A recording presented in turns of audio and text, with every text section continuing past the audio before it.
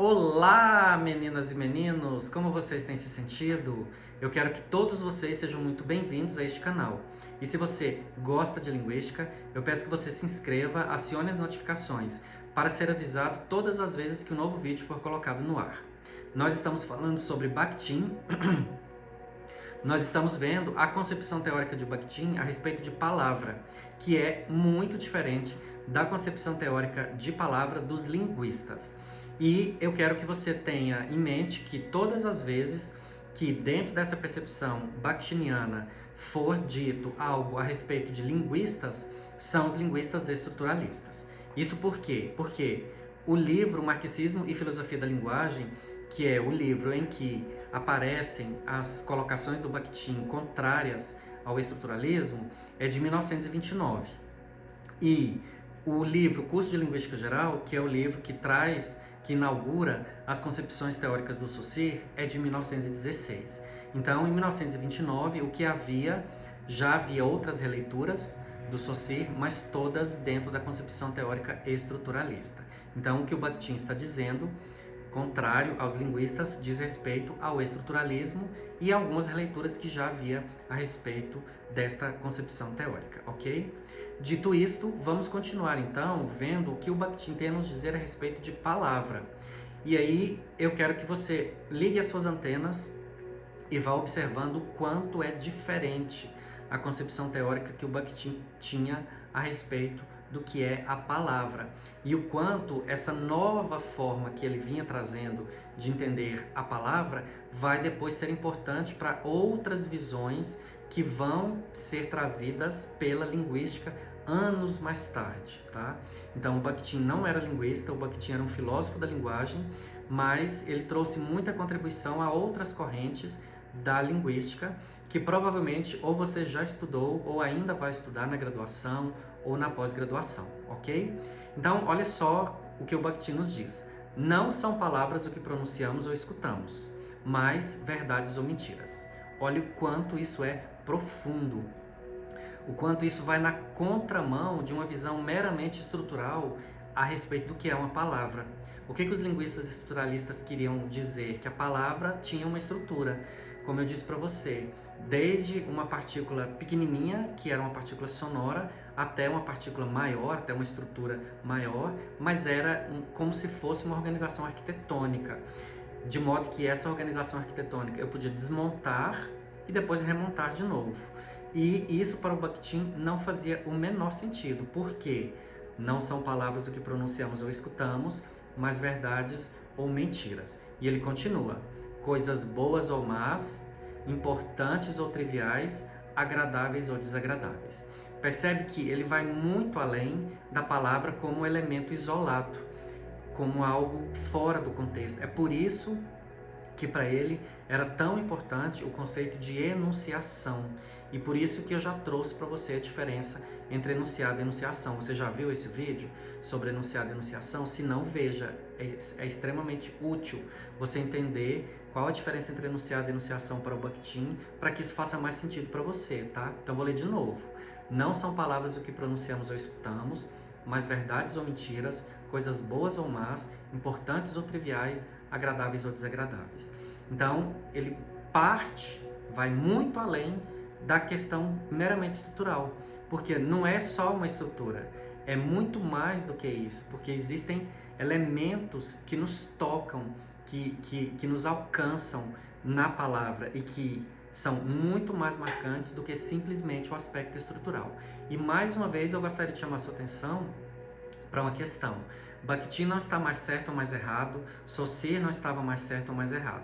São pontos de vista diferentes, levando em consideração o lugar teórico de cada um, o momento histórico de cada um. Então, a questão aqui é, cada um vai trazer a sua contribuição. Quando chegar no Chomsky, que é lá dos anos 50, você vai ver que o ponto de vista é diferente, porque o momento histórico é diferente, porque o lugar teórico é diferente, e é assim que o mundo funciona, né? Então, eu gostaria que você entendesse que não existe um melhor ou um pior, são apenas versões diferentes. Cada um trouxe as suas contribuições, cada um tem a sua grande importância, mas com aportes teóricos diferentes, né? O que mais que o Bakhtin vai nos dizer sobre a palavra? a palavra está sempre carregada de um conteúdo ou de um sentido ideológico ou vivencial. Então a gente pode dizer que aqui no final dos anos 20 vai aparecer então a percepção, o ponto de vista a respeito da questão ideológica, só que atrelada à questão linguística, que não era uma coisa comum até então. Dentro dos estudos linguísticos que havia até então, isso não era perceptível, né? Você juntar as duas coisas, a visão ideológica junto com a visão linguística. Os estudos estruturalistas não levavam isso em consideração. Por quê? Porque não era esse o objetivo. O Bakhtin, no lugar teórico em que ele estava, no lugar de filósofo da linguagem, ele levou em consideração esse aspecto de observar o aporte ideológico, que é inerente às sociedades, e observar que a palavra e a linguagem trazem isso, e juntar então as duas coisas. Então a palavra está sempre carregada de um conteúdo ou de um sentido ideológico ou vivencial. Eu disse para você nos primeiros vídeos sobre o Bakhtin que o Bakhtin foi um teórico que demorou a ser reconhecido, isso demorou bastante tempo, de modo que o Chomsky, que aparece nos anos 50, vai despontar muito antes do próprio Bakhtin. E o Chomsky ainda segue uma linha mais estrutural, uma linha que estava muito mais associada à questão organizacional da língua do que a esses elementos de ordem mais filosófica mesmo, né? Que é o que a gente percebe na concepção teórica do Bakhtin. Então demorou muito tempo para que os estudos da linguagem deixassem de lado a questão estrutural, a questão organizacional, a questão esquemática mesmo, e partisse para esse aspecto mais filosófico. Então, por mais que o Chomsky tivesse aparecido bem depois do Bakhtin, mas as contribuições do Chomsky acabaram despontando antes. E por que eu estou dizendo isso? Para você observar o quanto a visão estrutural, a nossa visão humana estrutural e esquemática é forte. Parece que a gente tem uma tendência muito maior a querer entender como que as coisas funcionam do ponto de vista organizacional para depois interpretá-las, né? Parece que a gente quer muito mais entender o funcionamento para depois interpretar, para depois filosofar, digamos assim. Outra coisa que o Bakhtin diz a respeito da palavra: só reagimos às palavras que despertam em nós ressonâncias ideológicas ou concernentes à vida. Então, todas as vezes que eu me dirijo a alguém, ou todas as vezes que alguém se dirige a mim, isso desperta algo em mim. Isso é a tal da atitude responsiva ativa, que é algo sobre o qual o Bakhtin vai falar muito ainda ao longo dos outros textos dele que virão e que vai ser bastante desenvolvido. Então, e isso também tem a ver com uma questão que ele já havia falado, eu já mencionei para você aqui nos primeiros vídeos, de que não existe uma pessoa passiva numa relação interacional. Sempre os envolvidos na situação interacional, ambos são ativos. Então, por mais que eu esteja calado, só ouvindo, eu não posso ser entendido como ser passivo. Eu sempre posso vir a ter uma atitude responsiva ativa. Porque as palavras que estão vindo até mim, elas despertam em mim essas reações, essas ressonâncias, né? Então vou ler de novo. Só reagimos às palavras que despertam em nós ressonâncias ideológicas ou concernentes à vida. Então eu não sou passivo a isso. As palavras estão vindo e elas despertam em mim essas ressonâncias. E mesmo que eu não fale nada, mas eu estou reagindo. Eu posso estar pensando, eu posso estar refletindo a respeito do que eu estou recebendo, a respeito do que eu estou ouvindo, a respeito do que está vindo. A linguagem é ideológica por natureza. Isso o Bakhtin vai falar também nesse livro, Marxismo e Filosofia da Linguagem. E uma outra coisa que ele vai dizer, e que é bastante oposto do que o Saussure disse, é em relação ao signo. Porque o Saussure, pelos objetivos que ele tinha, tá, não levou em consideração nada ligado ao aspecto ideológico do signo. Não era esse o objetivo dele. E é uma defesa do Bakhtin de que o signo e a linguagem são ideológicos por natureza. Então o Bakhtin vai dizer que a escolha de um signo linguístico para associar determinada coisa não é ao acaso.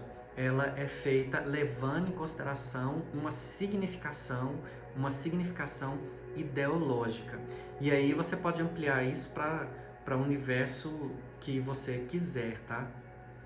Tanto para as questões linguísticas de nível verbal, quanto para as questões linguísticas de nível não verbal. Naturalmente que o Bakhtin não foi tão longe, mas hoje em dia a gente pode vincular a isso. Então, as questões linguísticas de nível verbal e as questões linguísticas de nível não verbal são carregadas de aporte ideológico. Então, quando você ouve alguém dizer que quer manter ou quer defender uma postura livre de ideologia, saiba que isso é impossível. Primeiro, porque nós somos ideológicos por natureza, a nossa constituição humana garante isso, é impossível nós humanos não sermos ideológicos. E por que é impossível? Porque nós somos os únicos animais que temos a possibilidade de usar a linguagem, que é ideológica por natureza. E aí, essa questão dessa riqueza ideológica da linguagem, a gente percebe justamente na quantidade de palavras que nós temos disponíveis para que nós usemos, né? Principalmente os substantivos, os adjetivos e os verbos. Eu posso escolher as palavras para poder manifestar aquilo que eu quero, de acordo com a minha ideologia, ou de acordo com a ideologia do meu interlocutor, ou de acordo com a significação que eu quero dar. Isso é inerente a nós humanos.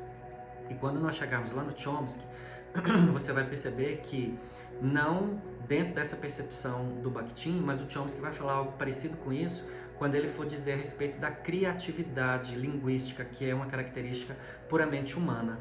Então, eu não só posso criar questões ligadas à linguagem, como eu posso escolher.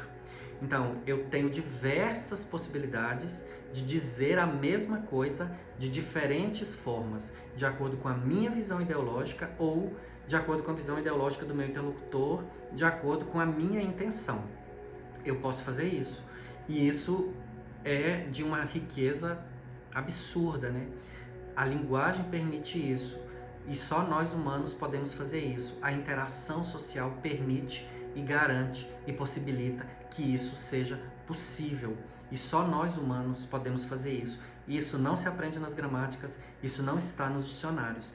E isso é uma forma da gente perceber o quanto a visão teórica do Bakhtin vai na contramão da visão teórica dos linguistas, e aqui até então são os linguistas estruturalistas liderados pelo Saussure.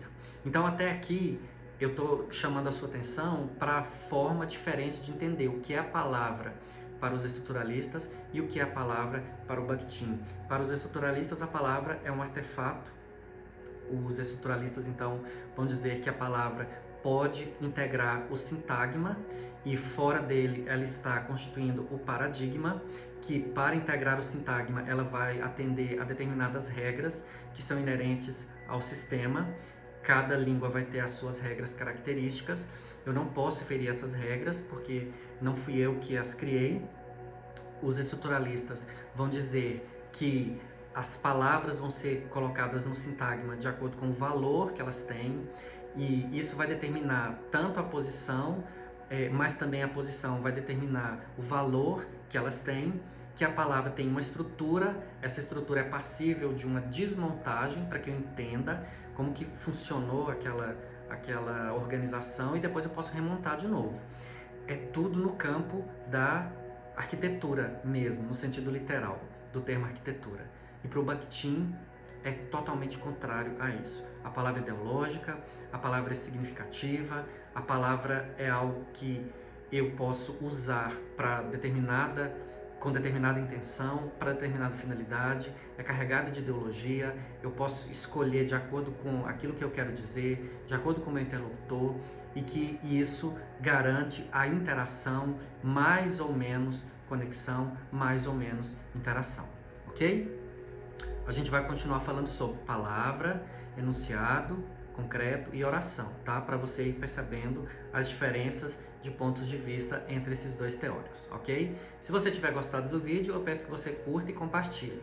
E mais uma vez, se você não é inscrito ainda, se inscreva para fortalecer a nossa comunidade, para que esse projeto de extensão possa a alcançar mais pessoas para que assim a universidade cumpra ainda mais o seu papel de oferecer ensino, pesquisa e extensão de modo gratuito e de qualidade.